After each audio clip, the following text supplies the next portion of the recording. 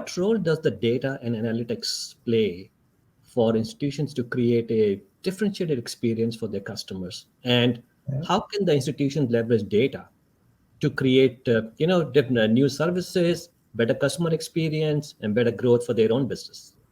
Yeah, and we see more and more that we're getting into, I don't know, version 2 or 3 of instant payments with RTP after 6 years.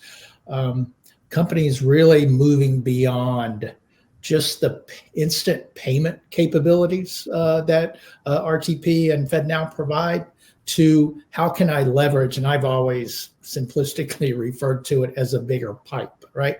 Both RTP and FedNow provide a bigger pipe that you can send information along with the payment in real time over the same secure bank grade channel. So you're not having to send a file via email and make the payment via another channel, right? Everything comes together in a nice, clean, simple packet that, especially in business to business transactions, it really can provide for straight through processing. Out of my ERP system into your ERP system, everything closed and settles without anybody having to touch anything in the middle of it.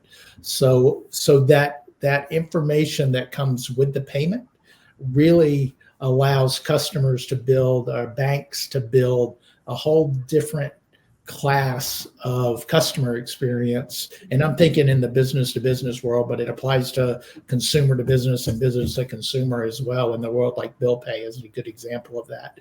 But again, it's a good example of, by providing a more robust infrastructure, it opens up a whole new realm of innovation at the application layer. And we're absolutely seeing that with RTP. I know that's a long answer, but we're continuing to see more and more use cases that get launched that you look at them and you're like, wow, that's cool. We didn't even think about that, but they're leveraging the information as much as the payment, which is really neat.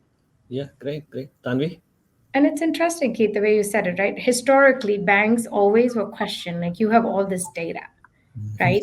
You actually process payments for not only you and me, but then for corporates. Like, what does the bank do with all this data? And I don't know, to me, I feel the challenge was with the ISO, with the new rails coming up, we are trying to create that one standard language that everyone can use, right? I think just the way that message formats and the market infrastructure you use versus the type of the thing, that always existed. It just then, Deepa, back to your point, the reasons why tier ones have data lakes and things is because they are trying to segregate the data, right? But still, you have to take the NACHA file and change it to the usable format, then the Fed format. Everything was so different.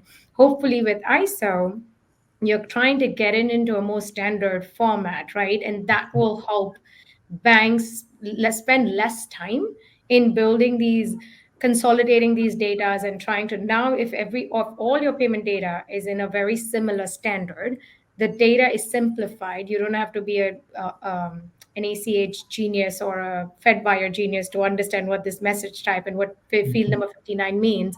If you have it in a simpler format, I think it'll give the bank such a good chance to leverage the data better, right?